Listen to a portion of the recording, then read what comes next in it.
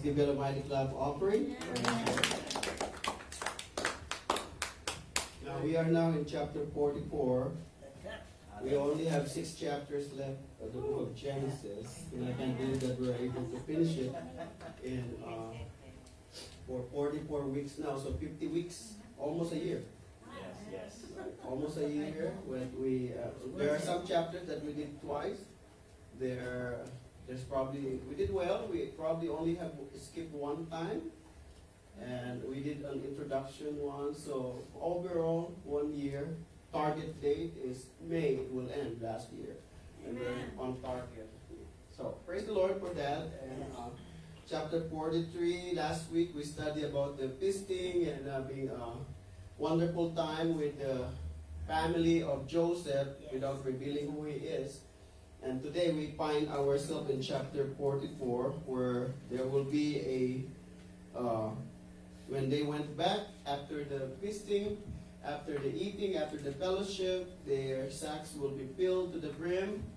And the title of this message tonight, it will be the sins that will bring them guilt. It will, whatever they did in the past will be brought back to them into the open. Amen. And the cup of that create a change. Amen. Amen. Change of heart, a cup in the sack, and a change of heart that took place here. And I believe the most powerful portion will be from verse 18 all the way to 34. This is the power and miracle of intercession. Amen. And when I meant by intercession, it's not simply a prayer, but a heartfelt prayer. There are prayers that are repetitive prayers. There are prayers that are memorized prayers.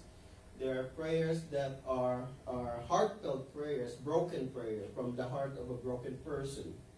There are proud prayers too, just like that Pharisee who prayed, "Thank you, Lord, that I'm not like this man over here."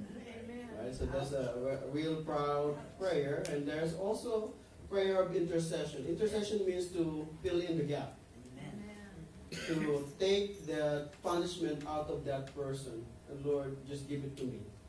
And if you are parents, sometimes you ask the Lord, "Lord, don't let my children suffer. Let me suffer for them." Amen.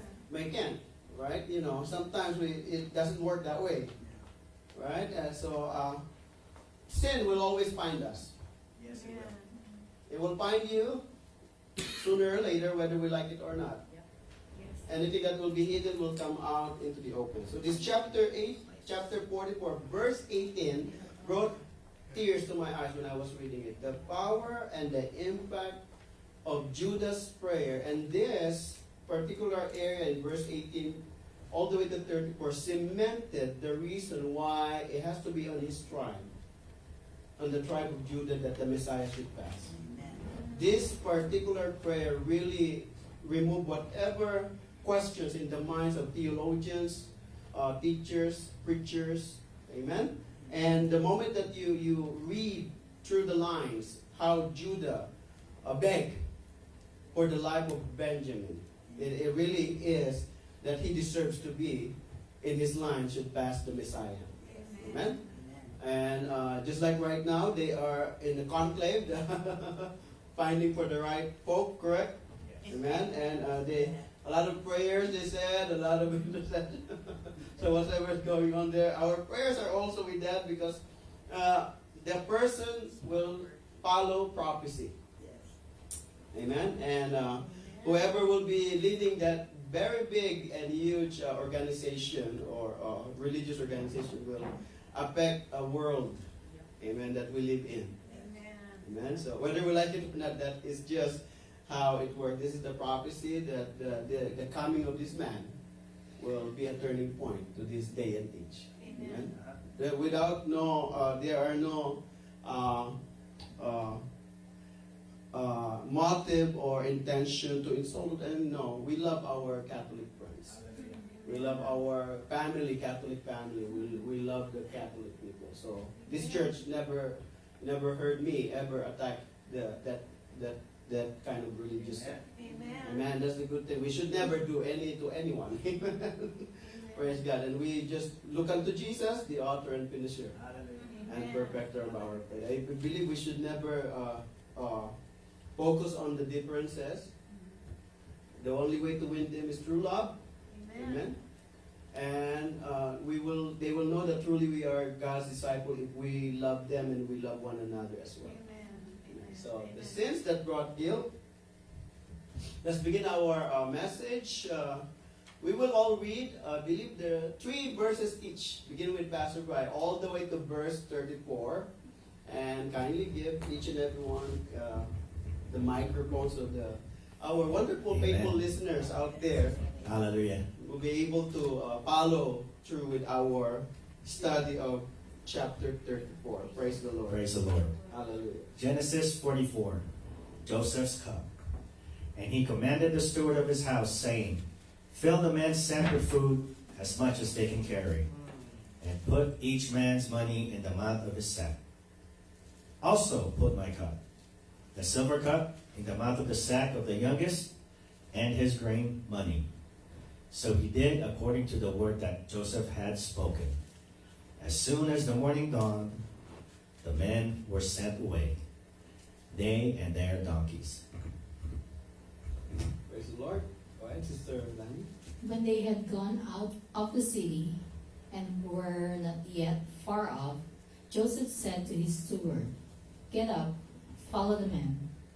And when you overtake them, say to them, why have you repaid evil for good?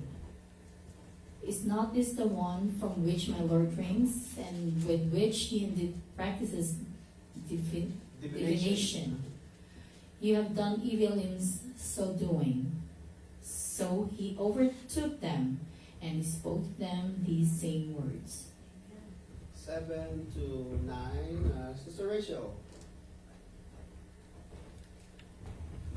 Praise the Lord. Hallelujah.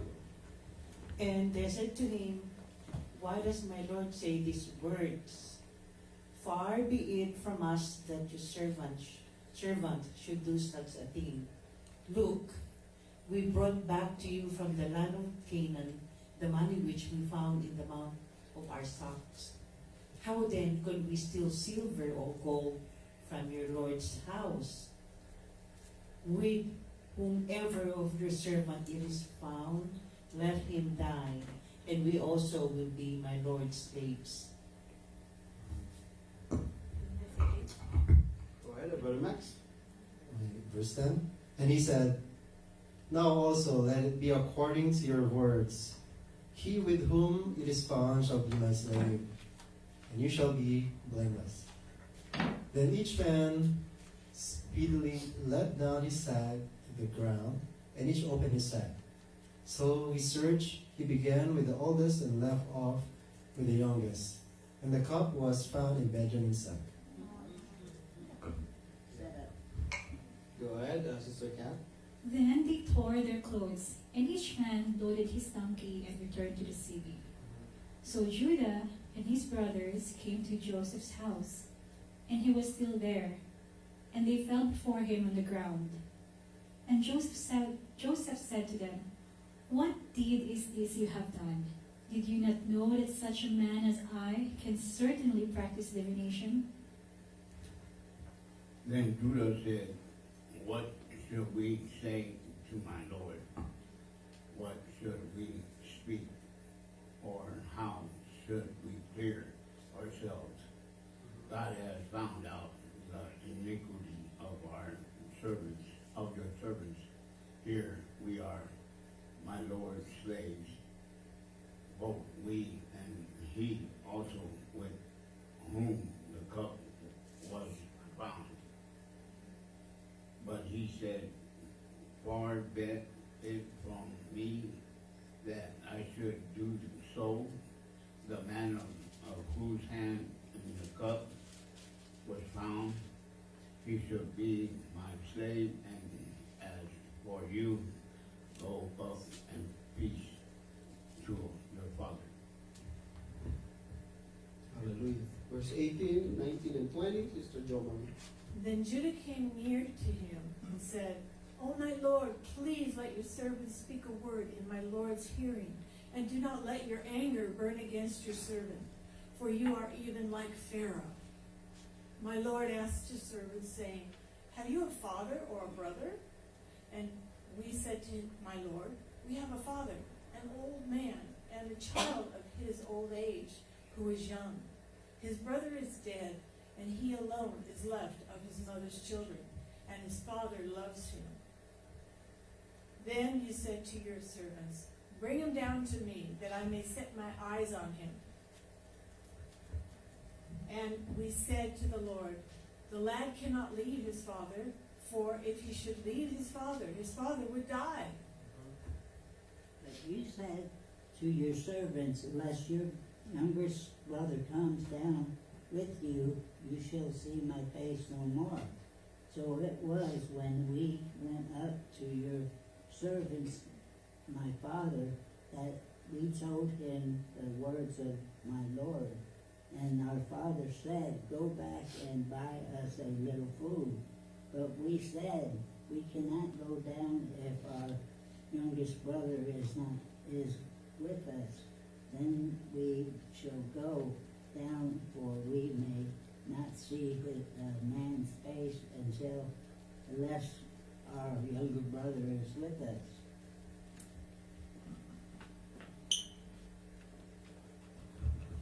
Then your servant, my father, said to us, you know that my wife bore me 2 sons, and the one went out from me, and I said, surely he is torn to pieces, and I have not seen him since.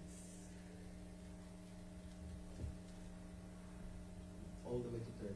But if you take this one also from me, and calamity befalls him, you shall bring down my gray hair with sorrow to the grave. Now, therefore, when I come to your servant, my father, and the lad is not with us, since his life is bound up in the lad's life. It will happen when he sees that the lad is not with us, that he will die. So your servants will bring down the gray hair of your servant our father with sorrow to the grave. For your servant became surety for the lad to my father, saying, if I do not bring him back to you, then I shall bear the blame before my father forever.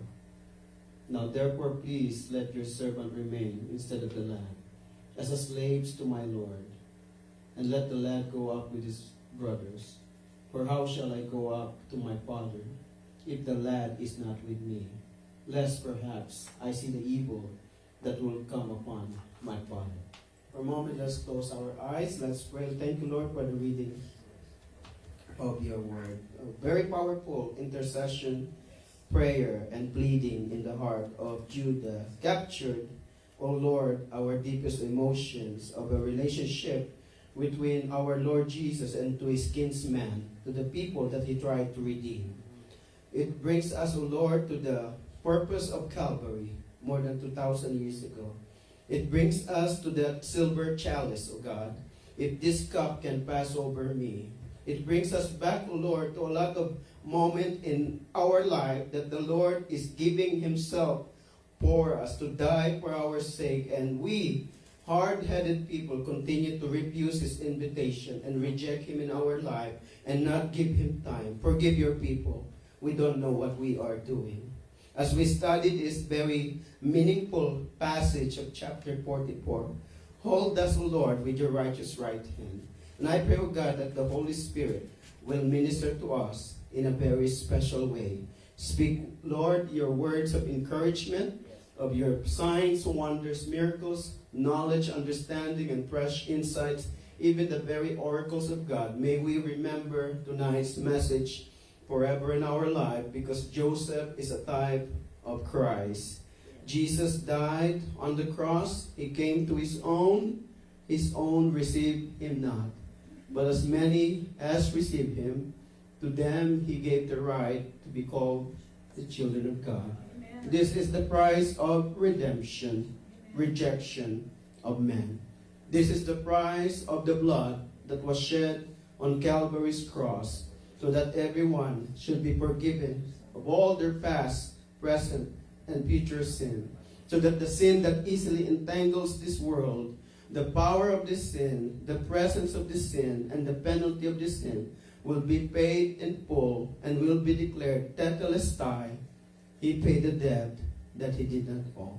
Thank you, Lord. May you reach also all the people who are watching this live broadcast, that this message will reach them in the very core and depth of their hearts.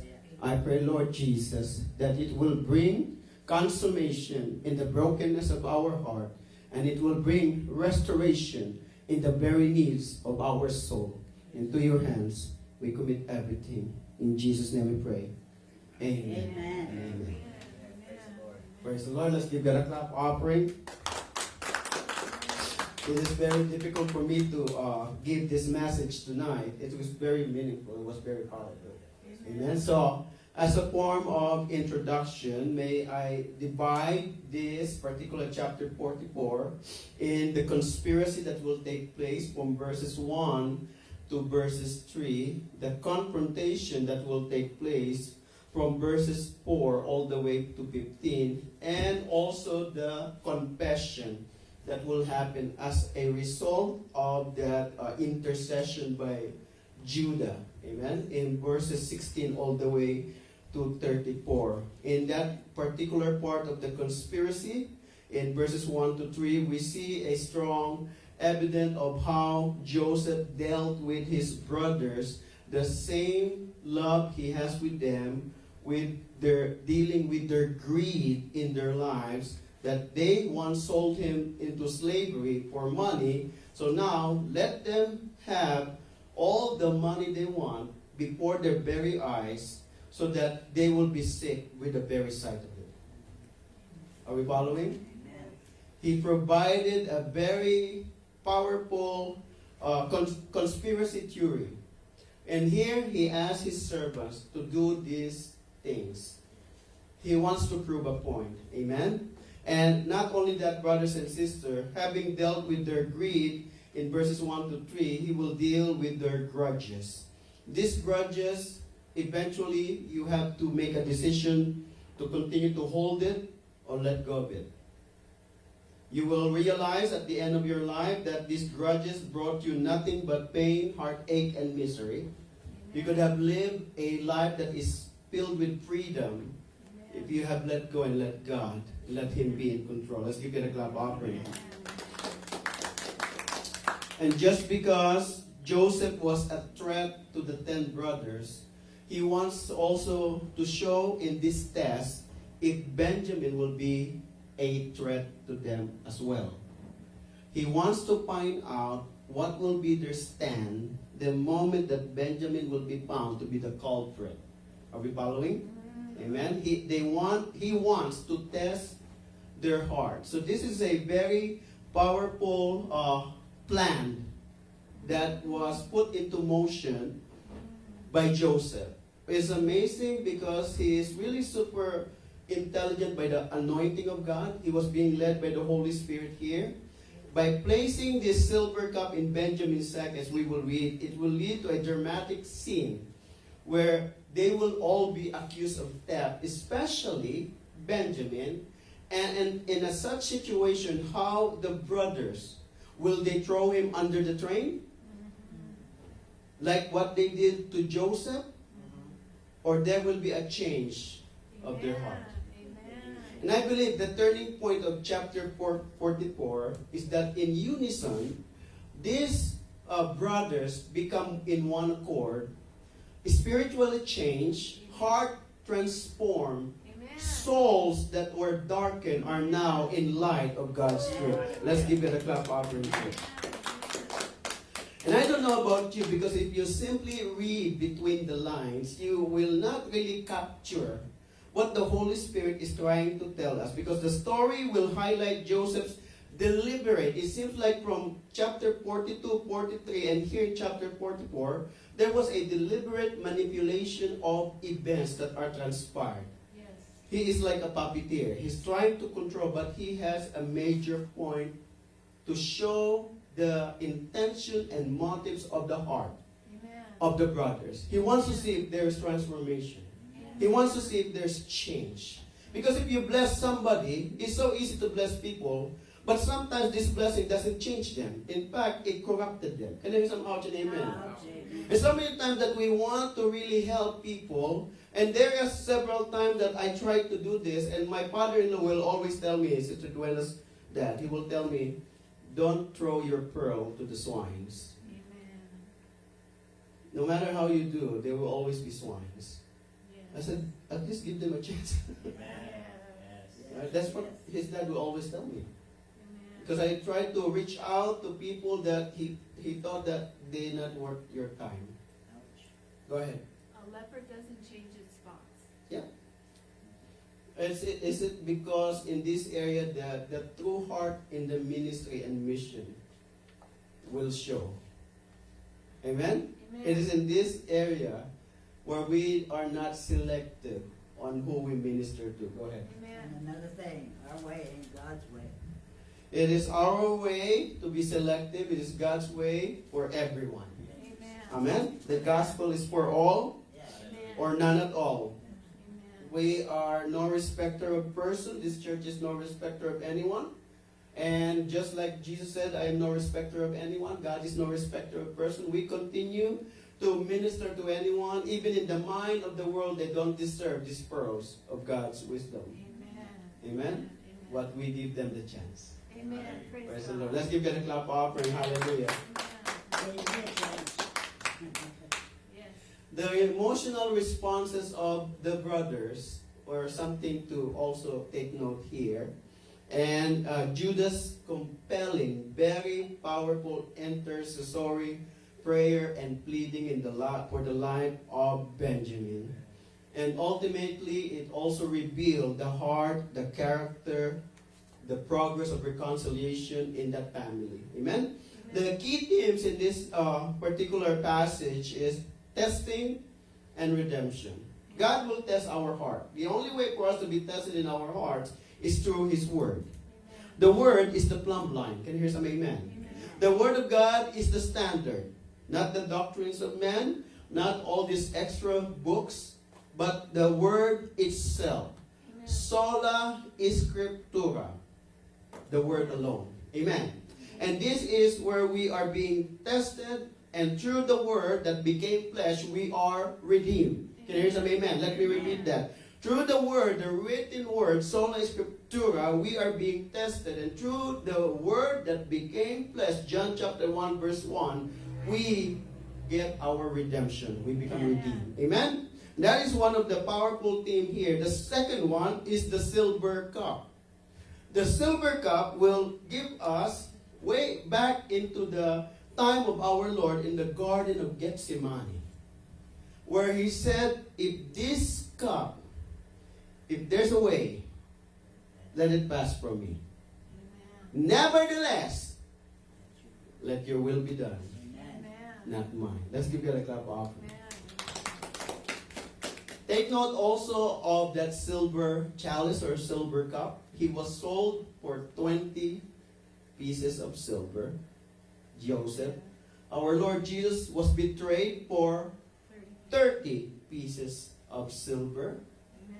It is interesting that the cup was made of silver. Amen. Amen. And it tells us that this silver cup symbolizes our redemption Amen. in the hand of our Lord and Savior Jesus Christ. Amen. Amen. And it will be used to create a crisis. A crisis that they cannot get away from. Amen. Because it will create a wonderful opportunity for their hearts, their lives, their mind, their motives to be put into the open. Amen? And when that happens, it will call the truth that will come out. Amen? The truth will come out in the most difficult of all circumstances. A very great type of accusation. And this silver cup will symbolize also Christ's suffering. Cup always symbolizes suffering in the eyes of a mortal man.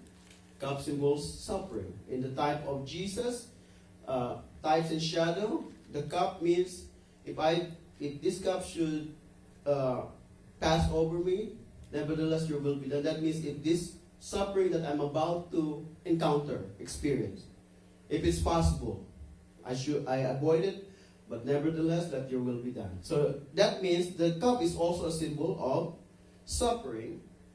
And to go on with the suffering, it serves the purpose of redemption. Because without the shedding of the blood, there will be no forgiveness for sin. Amen. Let's give God a clap offering. Another point I would like to make here before we go on the verse by verse, Judah's leadership eventually gets cemented in this chapter 44. When I was in seminary, when I was attending Bible school, I was always wondering why it should pass through Judah. And all this time I keep wondering, why not let it pass through Joseph? Why not let it pass through Benjamin? Why has to be Judah? And it creates a battle inside of me, questioning the authenticity of why has to be Judah. His name was praised, but in chapter 44, all doubts will be dispelled. Why the Messiah has to pass through his line. Amen. His power of intercession, a man that was transformed and changed and willing to give himself in regards to this brother Benjamin. I will take his pose, I will take his side, I will take his part, I will take the blame, and I will take everything. From chapter 42 to 43, there was a transformation in the life of Judah, which cemented the reason why he is being chosen by God. So all doubts in our mind will be dispelled. Not only that, the foreshadowing of Christ, the events that took place here, the sacrifice and the redemption offered by him, still, it is not accepted by a lot of people, the world, especially his kinsmen, his very own people. He's Jewish, and yet the Jew doesn't believe in him, right? Until now. But this particular time of famine tells you about what time in history? Famine, nakedness, sword, chaos, conflict, confusion, darkness, death, depravity, dungeon, and pitch darkness all pertain to one era that is about to take place. The Great Tribulation. And it will be in the Great Tribulation that was prophesied in the book of Revelation that the eyes of the Israelites will see the truth. Amen. Let's give God a clap offering. This is a foreshadow of what is to come. On the day that the tribulation comes, the rapture of the church already took place. Those who doesn't believe in Jesus, or their eyes are still blinded, eventually we will have the tribulation martyrs and the tribulation saints. The church is no longer here. We were raptured. And we will be watching the events up there from heaven. Praise the Lord. Amen. And if you're in heaven, you have nothing to worry about. Amen. Amen? And you look down on earth, you will only be concerned and probably heard of all your family that day, night and day you've been teaching them and telling them and proclaiming to them and sharing to them the gospel, and they refuse. And your heart will break in pain for these people that constantly reject. But in the tribulation, I believe a lot of them, their eyes will be open. Even our children who constantly rejected the word. But because you are faithful to nurture them and nourish them with the word of God, their eyes will be open. Let's give God a clap off. Amen. But they have to go through this great tribulation. And therefore, that will bring us to our verse by verse account of chapter 4. Go ahead, Sister Jo Marie. It was just a thought concerning the cup, the silver cup. The cup that Joseph had was the wrath and jealousy of his brothers, and he wanted to see if that cup had moved from him to the next in line. Another beautiful thought, yes. And so that's one way to Will they take the suffering this time? Yes. Right. You know, is he going to have to suffer the way I did? Yes. Is this how their hearts are? Are their hearts still the same? Are they the same persons that I've known? Yes. Or they have changed? Go ahead, Pastor Rob. Okay. Let's go, verse 1. And he commanded the steward of his house. This silent steward from chapter 41, 42 has been nameless. Wow. Doesn't it tell you, because Jesus is a type of Christ, the silent steward is a type of the Holy Spirit. Amen. Always doing the work of the Son of God. Praise God. Let's give God a clap offering. I don't know if you captured that, but you have to. Amen. You simply have to capture this kind of types and shadows every time when you read the scripture. The steward of his house saying, fill the men's sack with food as much as they can carry. Right? And put each man's money in the mouth of his sack. Return it to them. Like as they did the first time. Right? In chapter 41 and chapter 42, same thing happened. Also put my cup, the silver cup, in the mouth of the sack of the youngest, and his grain money. So he did according to the word that Joseph had spoken. It one thing we need to capture in verses 1, verses 2, the obedience of the Holy Spirit to the directive of the Son of God. Amen. He said, I will leave you a guarantee, a comforter. Wow. He will always be with you. And he come in obedience to the word that became flesh, who is now sitting at the right hand of the Father. Can you hear some amen? Yeah. The importance of obedience. That's why if the Holy Spirit is obedient to Christ, if Christ is obedient to the Father, don't you think it's important for us to be obedient? Amen. To the word that became flesh, that we become obedient and truly, tactfully practice Matthew 6:33. Seek first the kingdom of God and His righteousness. Make Him number one in our life. Make Him the very center of it all. That He became in Him we live and move and have our being. Can I hear some amen? This is how it captures me, that I have to be obedient to the Lord. Obedience sometimes is uncomfortable. Amen. But it is obedient nevertheless. Obedience is what's required of us. Faithfulness, dedication, devotion, loyalty to the cause, faithfulness to God has been the pattern of the Father to the Son, the Holy Spirit, and us to the church. Amen. And to whom God has ordained to lead us. Hallelujah. In verse 3, as soon as the morning dawned, so you saw there what we call the conspiracy, right? But this is for the testing of their hearts. As soon as the morning dawned, the men were sent away. So that means early in the morning, they and their donkeys, when they had gone out of the city and were not yet far off, Joseph said to his steward, get up, follow the men, and when you overtake them, say to them, why have you repaid evil for good? The work of the Holy Spirit is to convict us. Amen. The work of the Holy Spirit is to relay the message of the Son. The message of the Son is the will of the Father. Can you hear some amen? Amen. Hallelujah. Amen? Why have you repaid evil for good? In verse 5, is not this, where are we? Verse 3, okay. Where's verse 4? Okay, when verse 5, is not this the one from which my Lord drinks and with which he indeed practiced divination? Now, before we start jumping to the wrong conclusion here that Joseph practiced divination, he is not. The reason here, brothers and sisters, is that he tried to give the authority of his office as an Egyptian and make them remember and believe that he is an Egyptian. Right? For all appearances' sake. He is an Egyptian. Not that he really practiced this per se, but he make them think that he is actually an Egyptian. So here in verse 5, he said, why have you the one from which my Lord drinks? Yeah? So he overtook them and he spoke to them these same words, word by word, nothing added, nothing taken out.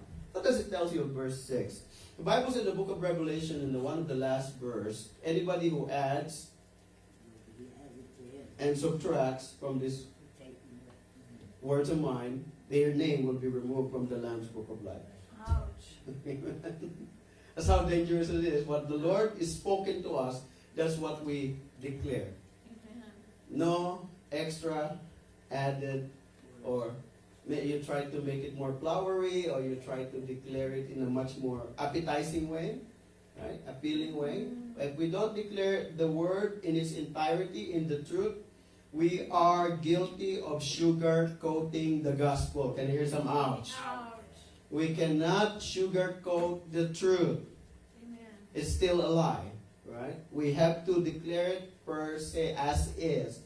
Amen? This is the gospel, and what is the gospel? We have to declare them the birth, the life, the ministry, the death, and the resurrection of our Lord. That is the gospel. All encapsulated in John 3:16. Gospel in a nutshell, God so loved the world that He gave His only begotten Son, that whosoever believes in Him will never perish, but will have everlasting life. Let's give God a clap out. Amen. In verse 7, they said to him, "Why does my Lord say these words? Far be it from us that your servants should do such a thing." Right? "Look, we brought back to you from the land of Canaan the money which we found in the mouth of our sack. How then could we steal silver or gold from your Lord's house?" In this particular verse, they start protesting their innocence by pointing first to their integrity in the first situation in chapter 42.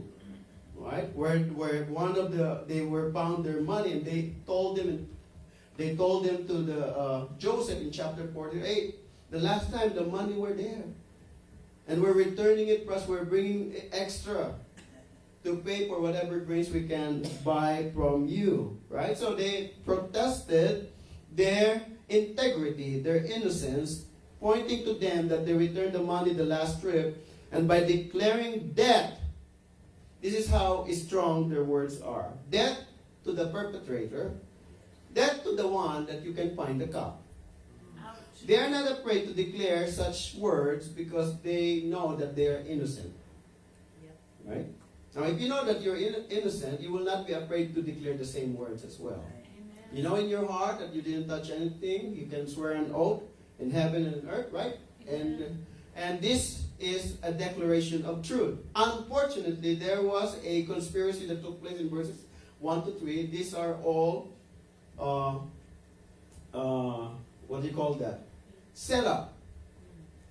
It was a setup to test their motives and intention. What are they going to do with Benjamin? Are they going to do the same way they did to him when he was Joseph? Amen. Not when he is the second most powerful person in Egypt. Amen. He wants to test their hearts, right? In verse 9, "With whomever of your servant it is found, let him die, and we also will be my Lord's slave." Not only the person that you find the cup, he must die. The rest of us, you can turn us all into slaves. No questions asked. Amen. That's what's the deal. Imagine with that bravado, that confidence. In a courtroom drama, you will say, this person speaks with eloquence, right? With such confidence. Because only with a confident heart can you declare such word. And what happened? He said, "Now also let it be according to your word," the servant said. That's why don't open your mouth. Everything you say will be used against you. Right? It says here, "Let it be according to your words. He with whom it is found shall be my slave, and you shall be blameless." Okay, so there was a little change there. Not will die, but become slave, and the rest will just... So the leniency of the Holy Spirit here, as represented by the steward or the servant. Go ahead, Sister Jeremy, you have a question? Oh, I was just wondering who said that. And I read it here in the Okay. Bible that they said that. They, so all I of was them. wondering, like, was it a choir? It was all in unison, the whole brothers declared it. That's what. But I believe mostly the voice of Judah was spoken. Because he, at this point in time, became the spokesperson of the clan, of the family. He took the reign of responsibility after Reuben failed miserably in that area. Amen. Right? In verse 11, "Then each man speedily let down his sack to the ground, and each opened his sack. So he searched, the steward, the servant, he began Imagine here, this is something for them to worry already. He began with the oldest. How does this steward, this servant, know our age? Beginning in chapter 43, where they were placed in a certain way by age. The servant knows it. Oh, he remembers. He remembers. And now he starts searching the sacks according to their age as well, beginning with the older. That should already create fears in their heart and worry. What's going on here? How come he started with the oldest? How come he knows our age? How come he knew that which one is the oldest or the youngest? Don't you think it should alarm you eventually, immediately? It's very alarming. How does this person know? And the cup was found in Benjamin's sack. Imagine all their jaw dropped. No, Lord, no way. Lord, have mercy. Oh, God. And Judah was terrified because he will be blamed forever. And the rest of the brothers will become slaves for the rest of their life. And they will not see Canaan once again. And they will all be staying there in Egypt as prisoners of war, right? Forever. As slaves.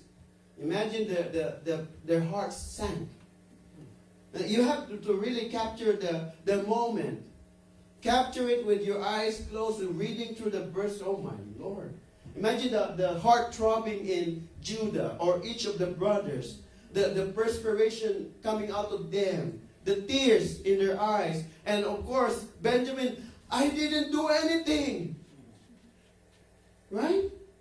Now, if you can put all those together, it is a very heartbreaking moment. Go ahead, Brother Joseph. No, they're thinking they're going to be slaves in that, but he says in chapter 10, whoever has the cup, is going to be the slave. Yes. And the rest will be blameless. Correct. So, they're set free. Yeah. But they're saying we'll be slaves. Yes. They don't want them, they just want Benjamin. And the reason why it was arranged that way, like what I said, if you were listening carefully, I said it was a test to know if what they did to Joseph before is the same way that they will do to Benjamin this time. Because in the first time, they throw Joseph under the train, put him in the pit, sold him to the Dreamer. the Midianites and the Ishmaelites, right, Brother Joseph? Yes. Will they do the same thing to Benjamin this time? That is the reason why he arranged that kind of setting, that setup. Okay? So that it will be a test of their character. They will all come out in 45. It will come out. Okay? So he searched, and it was found in Benjamin's sack. And verse 13, then they tore their clothes. The tearing of clothes is a symbol of so much agony and pain. When you tear your clothes, it means that woe is me. That is what you're saying. I'm done. Like Joe. I'm finished. Yes. Tore his clothes mean you're rendering yourself as helpless and hopeless and in a very deep despair. That is tearing down of your clothes. It's very agonizing thought. When you tear your clothes, it's like it's like committing. You have found you did something very bad, or you heard something very terrible, or there was death in the family, or there was an accident and something like that. Right? Then you tore your clothes. It's a symbol of despair. Okay. When they tore, all of them in unison, not only one, not only Judah, not only Reuben, not only Simeon, but all of them, they tore their clothes, and each man loaded his donkey and returned to the city. All heads bow, all life before them are going before their very eyes. Bye-bye, Canaan. Bye-bye, Promised Land. Now we will be prisoners here for life of what? Because this man is very powerful. Imagine the thoughts going back to the city, to Egypt. Go ahead, Sister Rachel. At least they did not blame Benjamin. Beautiful. Finally, somebody gave a wonderful. I'm waiting for that all night. Thank you, Sister Rachel. This is also a very beautiful test. Because the first one was in verse 34 of chapter 43. where they show a test of devotion towards Benjamin. Imagine in verse 34 of chapter 43, when Joseph showed favoritism to the youngest, they did not relent, they did not show contempt, they did not complain. The Bible said they were merry with him. So they showed devotion. Here is a second part where they truly show devotion towards Benjamin without blaming him. Why did you stole that? There was nothing. Very good point. Amen. You have to capture these little things so that they are beautiful. Amen. So there is no blame. That make them really. I believe the steward or the servant pay attention to those little details. They did not blame their brother at all. I think love overcame. Love overcame. It is a change of heart. Only a person that was changed and transformed can exude something like this. Can you hear some amen? Go ahead. I think that they really, really felt remorse for what they had done to Joseph. You will And find hurt the their answer dad. to what you said in verse 16 soon. Okay? That's the answer to what you have just mentioned. So Judah and his brothers came to Joseph's house, and he was still there, and they fell before him on the ground, all of them. Oh, maybe if you have a brother that did something wrong, say, let him bow. He's the one who stole it. Start blaming them and throwing them under the bus. We are in all this trouble because of this. But none of those were heard in this particular passage. And that to me is amazing. Because they passed the test of devotion towards Benjamin. And that's what Joseph was looking for all this time. Amen. Did my brother really change? Right? Because I hope they do to Benjamin what they did to me. Amen. Amen? Amen. Very important. So when they returned to the city, they fell before him on the ground. In verse 15, and Joseph said to them, what deed is this? With authority he declared this, you have done. Did you not know that such a man as I can certainly practice divination? He's just trying to make him appear he's still an Egyptian. But believe me, he's not practicing divination. Although he is aware because he's in Egyptian court, it is a practice of the wise men there to use the chalice or the cup. You know, it's a form of a Ouija board. It's where, for example, I believe in some parts of Europe, put something on a cup, tea leaves. And whatever appearance that the tea leaves will create, it pertains to something. Right? Or sometimes they put bones and shake it, and however it appears, they start interpreting it in a certain way. So, therefore, the cup is used for divination. But Joseph, knowing in his heart that divination is abomination before the Lord. So he's not practicing it. He's just saying it to make him still appear that he is in control, in the position, and he is an Egyptian. Right? But no, the truth will come out soon. In fact, next chapter. Judah said, what shall we say to my Lord? What shall we speak? And here I start feeling the trembling in Judah's voice. I can sense it. I can feel it. And when I was reading through it, I can't help myself but break in tears, just like Joseph. Right? I believe this is one of the most powerful prayer, intercession written in the entire scriptures, and this chapter 16, 17 is the prelude to the prayer itself. Go ahead. Do you think that Joseph wants them to confess what they've done to him? You know, because he's throwing hints at him. You know, like the cup was in the younger man's cup. You know, and he told him he had a father. How old is your father? They didn't say nothing Didn't about it father. make you wonder why it was put in the youngest Yeah, brother? that's his brother. Right? Right. Why was it put in Benjamin's sack again? Because it's his brother's All of them are his brother. To Well, remind this is him. his mother's brother. Like what I've been explaining for the past 20 minutes that he was trying to test them, Brother Joseph, of what are they going to do to Benjamin. Will they do the same thing they did to him? Right? Because they say that in 16 when you read it. Yes. So he still wants to find out if they will, to test their hearts, their intention, their motive, if they will do the same thing they did to him, or what they're going to do to Benjamin now that the cup was found in his sack. Will they throw him under the bus? Or would they have have changed, or they are transformed?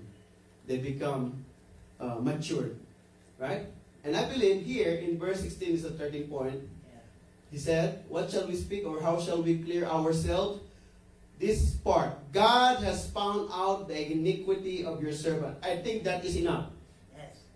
That word is enough to change the mind of Joseph, that all the tests that he wanted to know was found in that one particular answer of Judah. Sin found us out. The iniquity of your servants. Here we are, my Lord's slaves, both we and he also with whom the cup was found. No blaming, no pointing of fingers, but just taking the responsibility that all of us have sinned and fallen short of the glory of God. Let's give God a clap offering.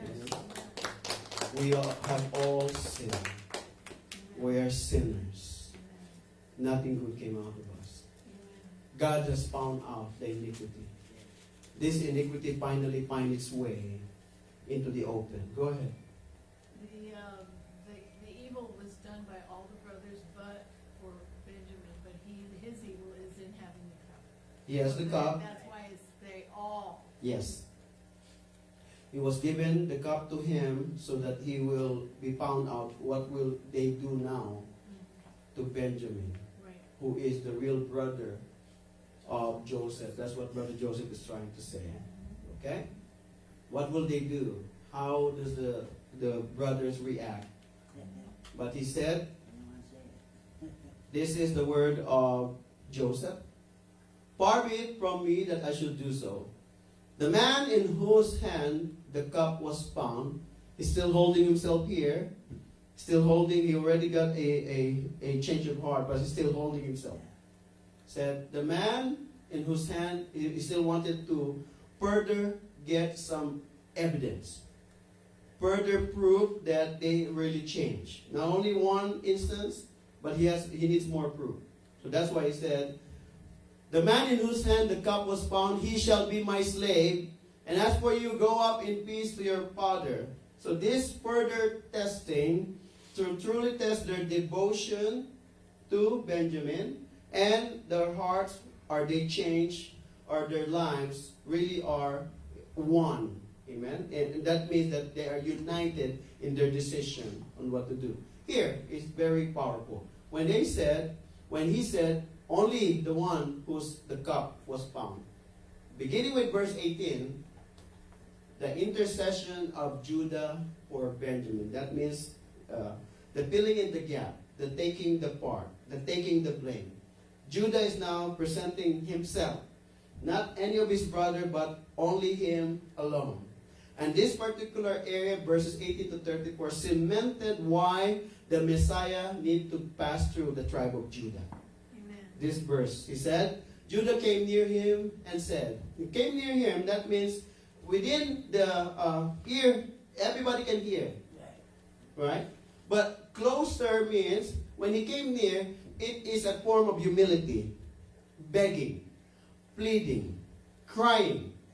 Amen? He said, my Lord, please let your servant speak a word in my Lord's hearing. Do not let your anger burn against your servant. That is a very good introduction, by the way.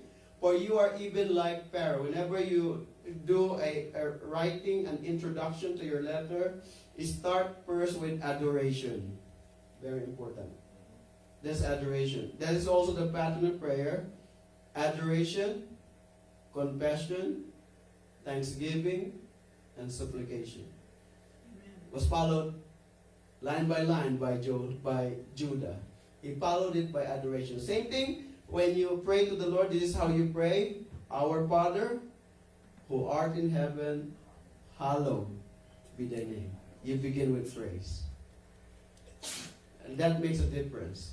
In any endeavor, in any situation, if you follow this pattern, the same way that this was done, you break what we call, you are breaking the ice. You are creating a rapport. Amen? So here, for you are even like Pharaoh. Soften his heart.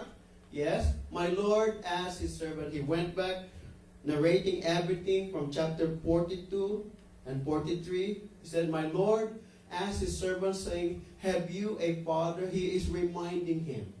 The same way when we pray to God, let us remind God of his promises to us. Can you hear some amen? You cannot just ask something from the Lord without reminding, Lord, you said that by your stripes I am healed. I am reminding you of your goodness, of your faithfulness, of your favor to my family, that you will supply all my needs according to your riches in Christ Jesus. You are reminding him. But here is a reminder. Have you remind Joseph. He reminded the vizier, the prime minister, have you a father? This is what you asked me and my brother. And we said to my Lord, to you, Lord, we have a father, an old man, and a child of his old age who is young. His brother is dead, and he alone is left of his mother's children, and his father loves him. By this time, all the brothers already acknowledged that truly our father cannot live without our youngest brother. It's something that you must just accept. Amen? Without any jealousy on your part. Because that is the truth. Amen? That is simply the truth. The father loves him because he only have a brother and he died, according to them. And because of their own doing. Brothers, right? Then you said to your servants, bring him down to me, that I may set my eyes on him. Imagine Judah reminding Joseph of every single word that he directed them to do. Wow. On memory, with a heavy heart, with tears, with sweats, with tremble, right? I don't know if you can picture Judah pleading before the prime minister of Egypt, begging for the life of his brother, reminding him how good he is, how you said these things, and how I'm narrating all these events, and how they transpired, and how they are taking place, and how they are affecting us right now. When you said, bring him down that I might set my eyes on him, we said to my Lord, the lad cannot leave his father, for if he should leave his father would die. He didn't even claim our father, his father. A more personal message was being given, conveyed to Joseph. His father would die. But you said to your servants, unless your youngest brother comes down with you, you shall see my face no more. And we try not to tell our father that what we told him the moment that the grains ran out, what happened. So it was when we went up to your servant, my father, he called their father, your servant as well. That we told him the words of my Lord. We told everything that you said. And our father said, go back and buy us a little food. But we said, we cannot. We cannot go down if our youngest brother is with us. Then we will go down. For we may not see the man's face, and he's in control of the whole Egypt. The granary, all the grains are to pass through him. There's no way out. There's no shortcut.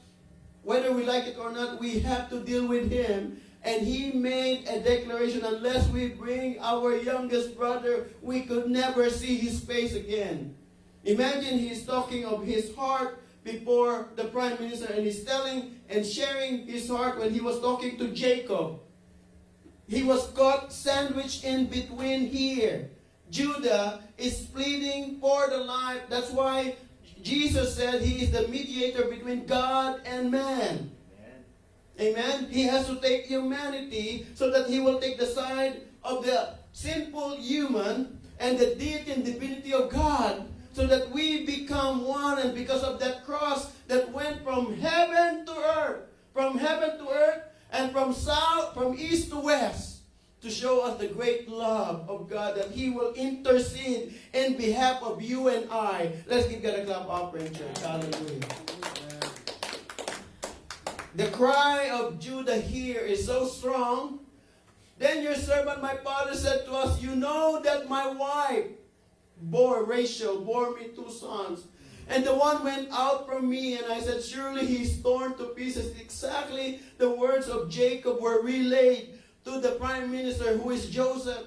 He was torn to pieces, and every time that he was reminded that he was torn to pieces, because that's what made them appear on the lot, Jacob being sold to the Midianites. And the father repeated that again and again and again, that he was torn to pieces by wild animals. And I have not seen him since. That's what Jacob's word. Verse 29, but if you take this one also from me, and calamity befalls him, you shall bring down my gray hairs with sorrow to the grave. That means a deepest form of despair, even to his grave. Amen. He will not leave this world in peace, but with brokenness. And the way Judah related these words to the prime minister, who is Joseph. Now therefore, when I come to your servant, my father, when I talk to Jacob, your servant, my father, and the lad is not with us, since his life is bound up in the lad's life. That means his remaining years are connected to the life of Benjamin. He won't let go. But he insisted. It will happen when he sees that the lad is not with us. What will happen? We go back and Benjamin is not with us. That he will die right there. I'm sure about it, that my father will die right there. If he sees us from afar and we don't have Benjamin with us. Imagine here, Joseph is already tearing up. He cannot probably hold on any longer. Few more verses, he will burst out in chapter 45. He cannot take it anymore. Right? So much emotions taking place in this prayer, in intercession of Judah. So your servants will bring down the gray hair of your servant, our father, with sorrow to the grave. For your servant became surety. I was the guarantee. I gave my word. For the lad to my father's sake, if I do not bring him back to you, then I shall bear the blame before my father forever. Now therefore, please, let your servant remain. After explaining all the things that will transpire, the things that took place, and the things that will happen, past, present, and future. He relayed them to Joseph. Said, now therefore, please let your servant remain instead of the lad as a slave to my Lord. And let the lad go up with his brothers. He is willing to sacrifice himself. Amen? For this Judah is also a picture of our Lord. No wonder that Christ came from the lion of the tribe of Judah. Because he is willing to take the blame. He was willing to take your sins and my sin. He was willing to pay the debt that he did not owe. And he said here, for how shall I go up to my father if the lad is not with me? Lest perhaps I see the evil that will come upon my father. You see, this part of the confession, which is an intercession and a prayer, one of the most powerfully delivered prayer and intercession in the whole Scripture. It is so strong that while reading this, it creates a lot of emotions inside of me as a type and shadow and picture and symbol. He has no beauty that we will wanted him. Right? So Isaiah chapter 53 are the words that I can think of about this picture, about this situation that took place. Surely He has borne our griefs and carried our sorrows. Yet we esteem Him stricken, smitten by God, afflicted. And He was wounded for our transgression, He was bruised for our iniquities. The chastisement for our peace was upon Him. By His stripes we are healed. He was oppressed and He was afflicted. Yet He opened not His mouth, just like Benjamin. He was despised and rejected by man, our Lord and Savior Jesus Christ, a man of sorrow and acquainted with grief. And we hid, as it were, our face from Him. He was despised, and we esteemed Him not. The world doesn't care about our Lord. But we don't give up on these lost sinners. For once upon a time we were lost, now we were found. Once upon a time we were all blind, just like Jacob's sons. But now we were set free. Whom the Son set free, they are free. I hope everybody were blessed with this message. Go ahead. What I was thinking is not only did the brothers not point the finger at him and throw him under the bus, but Benjamin didn't say anything either. He didn't protest his innocence. He didn't say a word. He's silent. Yes. So fine. So here in this confession, verses 60 to 34, he rose to occasion, Judah, one of the great intercessory prayers of the Bible. A prayer that demonstrated Judah's moral greatness. That's why the Messiah had to pass through him. And he becomes supreme over all his brothers because of this. It was for this prayer and intercession that the Messianic line was finally settled on Judah. As a result of this prayer, all the barriers to Joseph's complete revelation of himself were removed. So come chapter 45, we will see the unveiling of who is this prime minister is. In this prayer, Judah took his stand on behalf of all his brethren. With Benjamin, the father's beloved, he appealed to the patience, to the purpose, to the pity, to the power of the prime minister.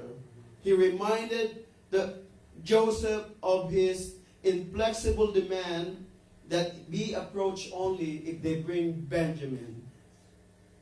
The pity of the prime minister shown here. Thy servant, my father, said unto us, you know that my wife had 2 sons.